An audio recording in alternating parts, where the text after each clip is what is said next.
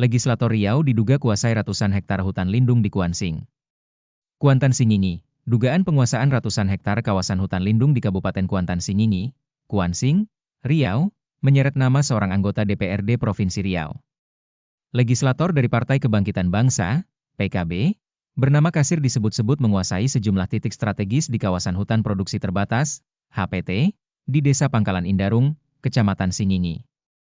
Informasi yang dihimpun menunjukkan bahwa ribuan hektar HPT di wilayah tersebut telah beralih fungsi menjadi perkebunan kelapa sawit ilegal. Selain Kasir, sejumlah nama lain yang diduga terlibat dalam perambahan hutan ini mencakup pengusaha, calo lahan, hingga warga sipil dengan modal besar.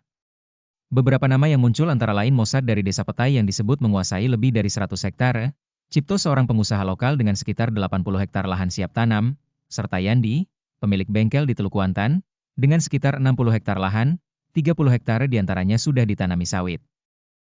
Sementara itu, Kasir diduga memiliki lahan di 3 titik berbeda, yakni di kawasan Simpang 3 Sungai Terentang sekitar 200 hektar, Sungai Batang Bubur sekitar 80 hektar, dan Kutun Pangkalan seluas 60 hektar yang baru dibuka. Modus penguasaan lahan diduga dilakukan melalui skema kelompok tani. Dengan kedua program pemberdayaan masyarakat, kawasan hutan dialihkan secara ilegal menjadi lahan pertanian dan kemudian berubah menjadi kebun sawit. Ini bukan kelompok tani biasa. Ada skema besar yang melibatkan cukong dan oknum berpengaruh, ujar seorang warga yang enggan disebut namanya.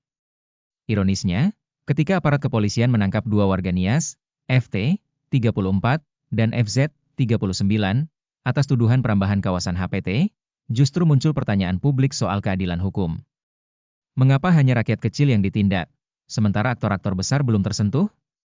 Aktivitas ilegal ini melanggar sejumlah regulasi penting, antara lain UU Nomor 41 Tahun 1999 tentang Kehutanan, yang mengancam pelaku dengan hukuman hingga 10 tahun penjara dan denda 5 miliar rupiah. UU Nomor 18 Tahun 2013 tentang Pencegahan dan Pemberantasan Perusakan Hutan, yang memberikan sanksi tegas terhadap pihak yang mendapatkan keuntungan dari perambahan. UU Nomor 32 Tahun 2009 tentang Perlindungan dan Pengelolaan Lingkungan Hidup, yang mengatur sanksi terhadap pelaku perusakan lingkungan hidup. Menanggapi kasus ini, Komunitas Pecinta Alam Riau, Kopari, mendesak aparat penegak hukum agar tidak tebang pilih dalam menindak pelanggaran. Penegakan hukum jangan hanya menyasar rakyat kecil. Elit politik dan cukong juga harus diproses secara hukum, tegas juru bicara Kopari, Wagimin, dalam keterangan tertulis yang dilansir riauterbit.com. Kopari juga meminta Bupati Kuansing agar turun tangan langsung melakukan operasi gabungan untuk menertibkan kawasan hutan yang telah berubah menjadi lahan sawit ilegal. Jika pemerintah daerah terus diam, bukan tidak mungkin hutan Kuansing akan habis.